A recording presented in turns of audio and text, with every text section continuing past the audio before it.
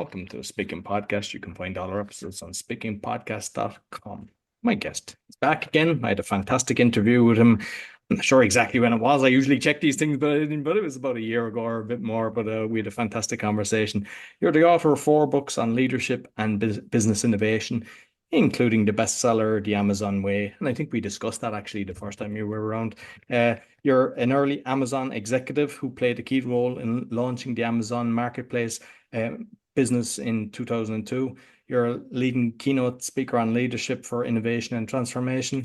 You have served as senior technology advisor at the Gates Foundation and senior innovative advisor at T-Mobile. And we're going to go into detail on your new book, which I've read and thoroughly enjoyed. And you're also the founder of the Rossman Partners, a strategy and leadership solution firm. Please welcome John Rossman. Roy, thanks for welcoming me back. It's great to be here. No, like to be honest with you, it's one of these books like you're reading it and you're going, "Ooh, that's interesting," because sometimes we don't think of things till we kind of understand it. But Right. you've got fantastic experience, so I just kind of touched on it. But I suppose maybe first of all, kind of let people know your journey and who really John is and your experience, so they kind of understand why this book you've got the experience to write it. Yeah. So, I mean, the quick story on that is I was an early leader at Amazon.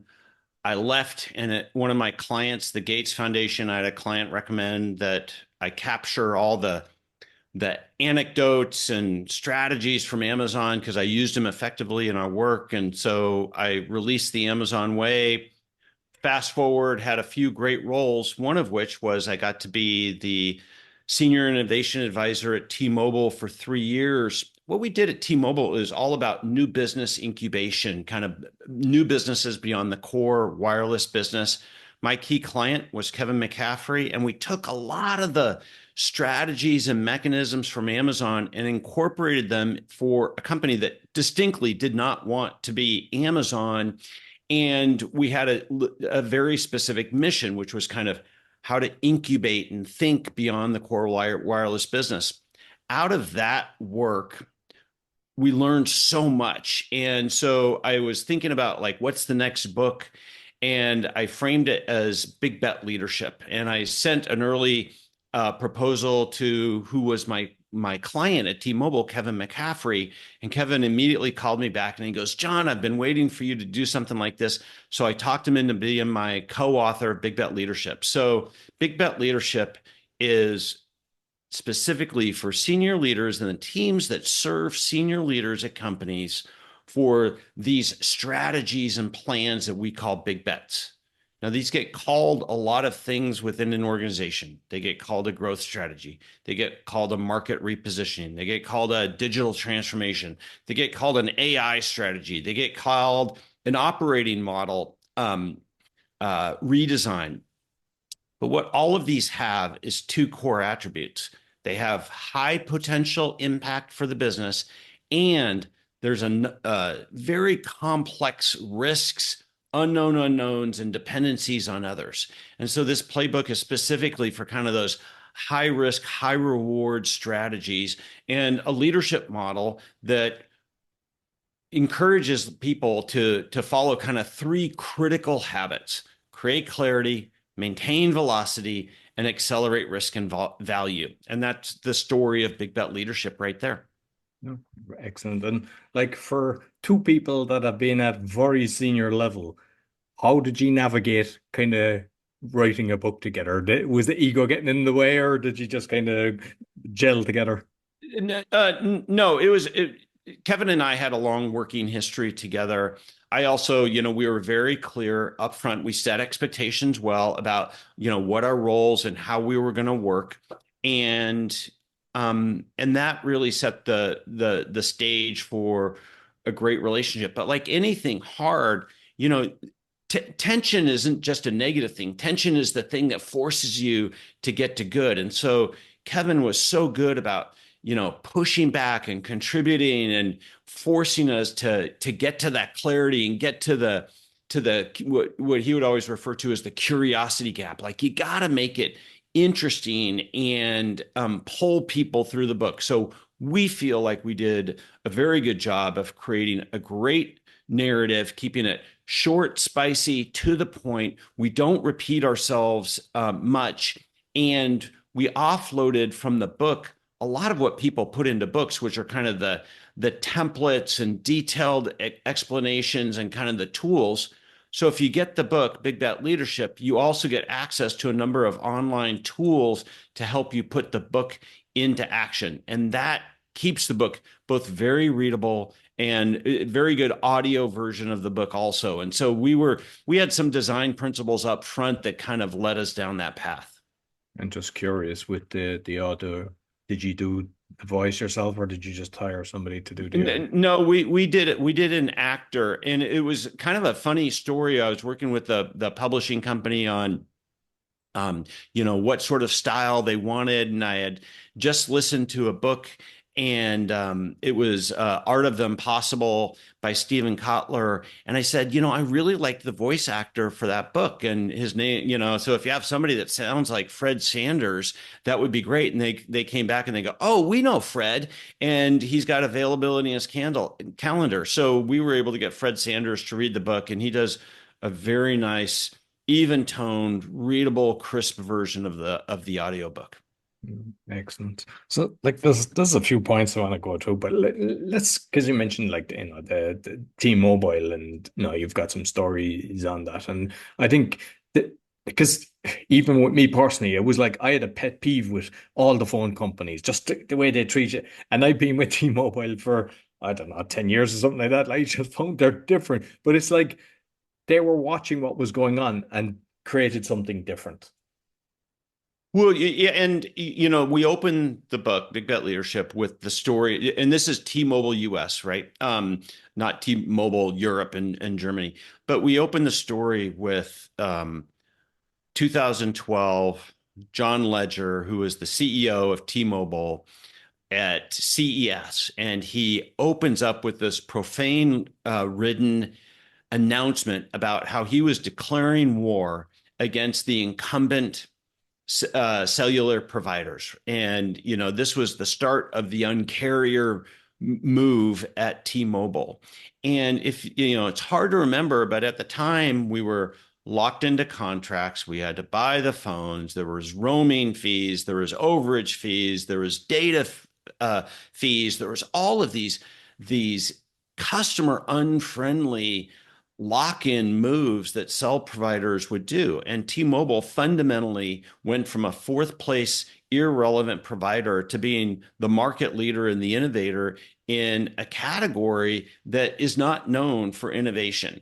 And we think that creating that combination of kind of a customer-centric mission and creating the clarity around it, he demonstrated all of the critical habits of big bet legends, which are, again, create clarity, maintain velocity, accelerate risk and value. And so over the next 8 years, T-Mobile did a series of uncarrier moves that in general all changed the traditions of a moribund industry and worked in the favor of customers. And that's how T-Mobile did it. And so, the whole book is both the techniques and the stories of big bet legends, Jeff Bezos, Elon Musk, John Ledger from T-Mobile, and Satya Nadella from Microsoft, and how they go about embodying and demonstrating those three critical habits. And we reverse engineer, especially a lot of Amazon's techniques for doing those things, of thinking through things so much better and debating and writing them than most companies do. So, and that's the story of T-Mobile. And again, we took these Amazon principles and reverse engineered them specifically for a circumstance and for a company that created our own version of kind of creating clarity of how to go about doing this type of work. What I like as well, because sometimes people, you can see what's happening and they kind of say, oh, this is how this company is successful. But you've given examples as well as kind of, when you like Jeff Bezos kind of ripped your head off, let's say, like, it was about the merchants. So you might kind of touch on that because I think people learn from that as well when things aren't just going, because people see the results and the success stories and that's all they do. But you're giving a lot of examples, both things that weren't working and how people were being treated and stuff like that. let's set the context for these big bets, which again are digital transformations, market repositionings, any of these high risk, high value endeavors. The vast majority of them, any place between 70 and 90% of these types of initiatives fail. And so these are high risk situations, right? And by failure, I don't mean just not on time and on budget. I mean, they don't deliver the expected impact in which they were expected to deliver. So there's a lot of studies backing up this type of points. But one of the the largest studies said that only 0.5% of large complex initiatives deliver on time, on value, and deliver the impact that they were expected to deliver. So this is very, very hard to do. Fundamentally, what you have to do is you have to take an exploratory, agile approach to proving these things out and adjusting them to get them right before you make big commitments. And what most companies do is they do the exact opposite. They start off with a very vague notion of what they're trying to fix within their company and an even more vague notion of what the future state is. They make big commitments around it. And at that point, in so many ways, you are locked in and you are on this journey, this essential journey to nowhere. And so the entire framework is about how to create clarity, create what we call the big bet vector, a very well-defined understanding of the problem we're trying to solve and our hypothesis for what the future state is. And then how do we use that big bet vector across the entire life cycle of proving and refining this concept until the time when it no longer is actually a big bet. It's just a big investment because it's been proven out. It's a super smart thing to do. And that's why this is truly about enterprise agility versus making big commitments upfront and then just proceeding and being locked into that vision. Excellent. And there was one of the things that I saw, and I know that a lot of companies make a mistake on this one, and it was like having a direct, I think the way a DPI, direct responsible individual. Because normally what happens is they'll go, "Oh, Jimmy here, he's brilliant. Let's put this on his lap. This is your next pet project, but you're still doing everything else you're doing." And it's like why a lot of projects actually fail. And what you're kind of touching on is like, no, you get somebody specific that's their baby, and they look after this baby. Yeah, the most predictable and controllable factor of the success of these big bets is the leadership model that you put around it. And fundamentally, that's why this is called big bet leadership and not big bet strategy or big bet problem solving. It is fundamentally about leadership. And we wrote this book for a couple of specific personas. The senior executive that's overseeing and sponsoring this type of initiative, oftentimes the president or CEO.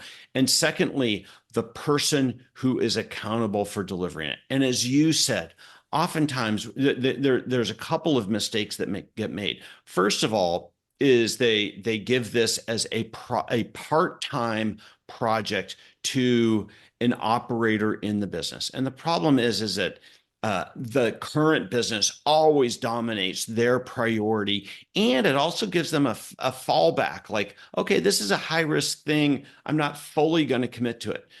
And the second mistake they make is they tend to put kind of a mid-level person or even an individual contributor as the project manager.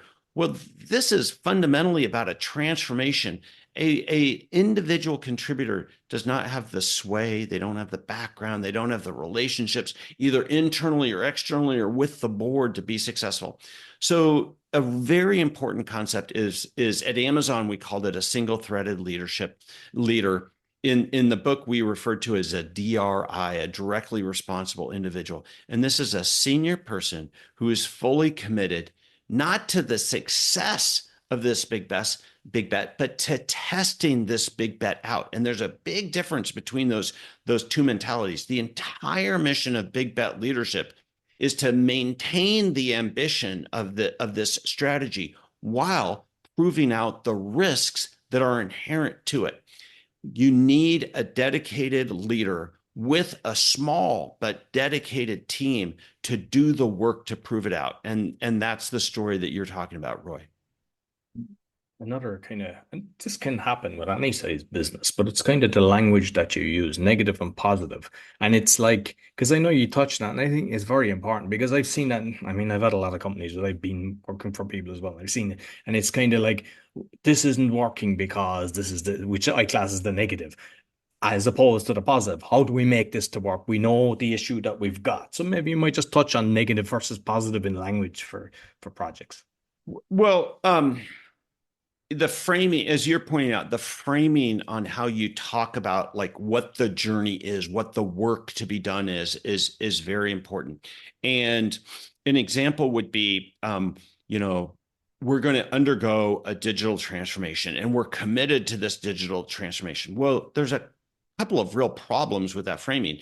We're not specific about what the problem is that we're solving. We're not specific about what the future state is, but what we are doing is like, we are absolutely committed to it versus how we would approach it in big bet leadership. In big bet leadership, we would focus you on getting very clear about the problem that we're trying to solve that requires some type of digital retooling or digital transformation.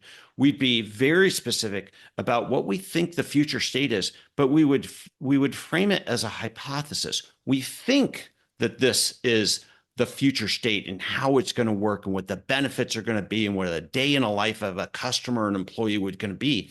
And then we would talk about the journey of testing and refining that big hypothesis. And so just in the framing of what I'm doing, what we're communicating is like, we think this is a good idea, but we're not positive. We are committed to testing this out versus we are committed to the end game and to the financials on it. What this allows everybody to do is to be successful in doing the job to be done, which is to test it out versus the commitments of what the outcomes are going to be. These are too high risk. There's too many unknown unknowns, too many dependencies to make those commitments up front. And then you lock everybody in. But that's what happens all the time. And that's why the failure statistics are there for these things, is because people think that by committing up front, that actually helps the success. That actually detracts from the success of these types of big bets. And on the finance side, and like I think you mentioned earlier about like Elon and SpaceX and stuff like that. But like I think sometimes when, especially big organizations, some people get complacent and they think, oh, we've massive budgets, and they kind of forget that at the end of the day, you have to be watching the figures as well. Especially in innovation programs, so within a major enterprise, these innovation, and I've gotten to witness and participate in a number of these types of things. These innovation programs are more for show than for really delivering value. And we kind of call them all hat no cattle, meaning it's just for show. It's not really to deliver impact at the end of the day. So one of the innovations that we deliver in the book is a set of memos to help a team drive the clarity that's required at what the problem and what's the future state. And one of those memos we call the outcome financial memo. And what it does is it identifies not just what the business case is for an innovation or an innovation program, but it actually recognizes the inherent nature of the risks that get baked into financial plans and pulls them forward into the testing process. And so this reverse income statement, designing for a specific financial outcome, is a very critical, important part of actually innovating. But what happens in most companies is they focus exclusively on the customer experience, which is important, but you have to match it with both an operational model and a financial model. They come in with a business case initially, but it quickly gets left behind. It quickly gets just resolved as like, yeah, that's what we're targeting, but they actually don't recognize the inherent risk in that financial model. And again, pull forward the critical things, the couple of critical things that would have to be true in order for that financial model. So in the book, in Big Bet Leadership, we tell a lot of stories, but we tell the story of one digital transformation and how the team got focused on a hard but not high risk aspect of the job, which was to do a billing system. But what they didn't recognize was that the real critical hypothesis being made was the customer acquisition cost. Could they attract a customer at a unit economic that was critical to the success of it? And it wasn't until after 18 months, when they had done the hard but not high risk thing of deploying a billing system and a go to market, that then they actually started to really test the customer acquisition mechanisms. What they realized was they couldn't get the unit economics right.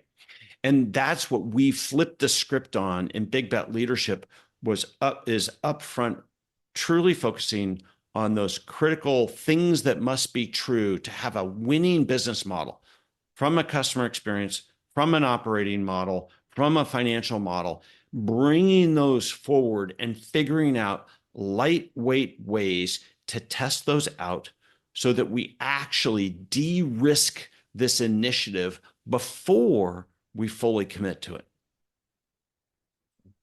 Like entrepreneurs are optimistic and they kind of have belief in themselves, and just so it depends on who's kind of leading the company as well. But like, but the thing I would note is that entrepreneurs are different than major enterprises, right? An entrepreneur can afford an enterprise failure. In fact, in some ways, that's their job. You get 1 to 3 years to prove out this concept. And if it doesn't work out, the enterprise typically goes away. That's the entrepreneur's journey.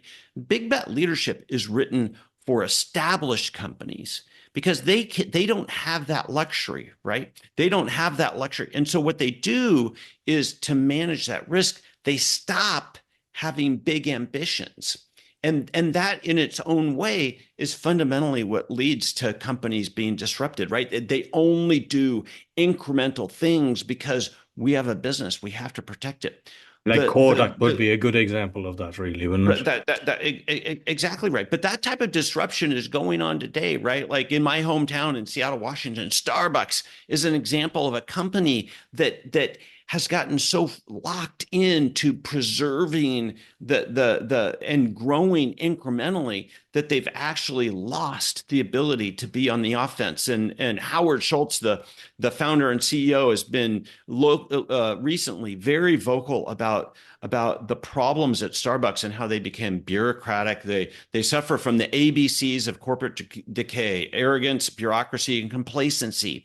And so the key is being able to be dual-sided in your playbook. You have to be both a great operator, but you have to continue to maintain this entrepreneurial, innovative, exploratory approach. That's what Big Bet Leadership is for companies of scale, mid-sized companies and large companies who have a great existing model, but they've lost that ability to explore. And it's because it's very hard to do as an established company. That's why companies fail all the time. So Big Bet Leadership helps solve that problem of the innovator's dilemma, or the ABCs of corporate decay, as Warren Buffett would frame. So it's very different than kind of the entrepreneurial job to be done. It's how to be an entrepreneur, that's why I think Amazon is the most interesting company of the digital era. It's because it's one of the few examples of a company that has proven that they can be both world-class operators in a number of different businesses, right? Not just one business, but in a number of different businesses. And they have a very systematic and leadership-driven approach to exploring new business models, new customers, new products and services, new models. And their ability to have that dual-sided playbook is what Big Bet Leadership helps a company build. Very good. If we look at like the likes of Facebook with Threads, which I don't know, is it gone? But I mean, obviously wasn't a success, and Google Plus, which was kind of like a Facebook kind of thing. Two-sided question, really. Like, one, how was the morale when something like that fails for such a big company? And two, when do you know to throw in the towel, when you kind of go, when you've got a big bet and you go, it's not working out the way we think it is. So even before it comes to like them ones were launched, but sometimes there's stuff going on in the background nobody knows about, but there's massive resources behind it. Yeah. Does anybody remember that Google Plus didn't work? Right. The answer is no. Right. And so to me, that's actually a success story in that Google was doing something beyond their core business. They launched product, they got customer feedback, it didn't work, and they moved forward. Companies actually need to have a bigger portfolio of things that don't work than a smaller portfolio relative to that. But the key is that portfolio has to be, even though we call the book Big Bet Leadership, the big is the size of the ambition. The big isn't the size of the bet that we actually make. The goal is to de-risk these things before we actually spend a large amount of money. One of my favorite chapters is a chapter that's called Think Big but Bet Small. And it's all about this mentality of how do you have grand ambition, but you don't bet the enterprise. You keep them small. Well, you do that by doing it early, doing it from a position of strength, launching product early, testing the market. Like that's the whole goal here. So I can't speak specifically as to, why Google Plus didn't work, but I think that they are one of the companies that does this relatively well of like trying things beyond their core business and realizing that the biggest risk we have is just continuing to do and optimize in the same business model with the same customers, with the same use cases, with the same value propositions as we've always had. We know that the timeline of competitive advantage is shrinking. It's harder and harder to have an actual advantage in the business. The only way to proven to do that is to continue to innovate. New customers, new use cases, new value propositions are the path towards maintaining competitive advantage.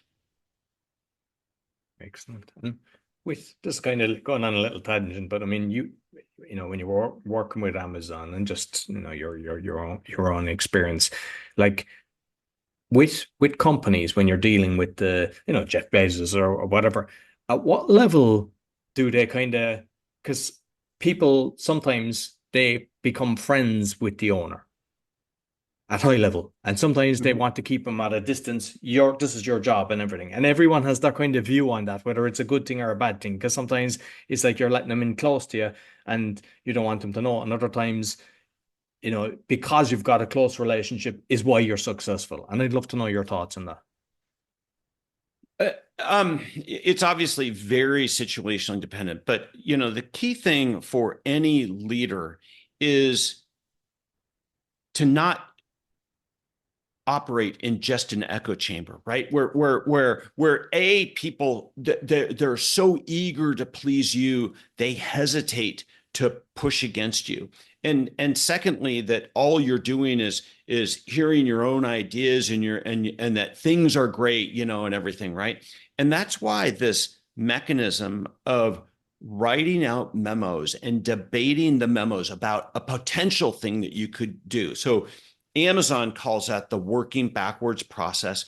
We reverse engineered that in the book. We call it thinking and outcomes, but that helps create the environment of independent thinking and the willingness to actually debate things and not fall in love with one specific idea. And so it helps leaders solve for this problem of basically everybody wanting to be a yes person around them, right? They're so eager to please. And while on an operating basis, like that eagerness to operate, that eagerness to please can be a good thing, when you're actually thinking about, well, what's the next thing could do? What would it be an alternate thing to do? How would we actually fundamentally disrupt or change our business? You need independent thinking, right? And so that can happen both within your team. It can happen by involving external advisors. It can happen by listening to things and listening to people that you fundamentally don't agree with. But what you have to ask yourself is the question, what would have to be true for this person's point of view or proposition to work? Well, what you're doing is you're testing ideas at that point, right? And so what good companies and good leaders do is they they fundamentally figure out ways to not operate in an echo chamber. And this approach of creating creative tension by thinking through things much better is really one of the first principles of how Amazon operates and what big bet leadership espouses to. And when, like, 'cause sometimes a lot of the big companies, they'll see this, company's innovative and they've got something. So rather than create it, they buy them out.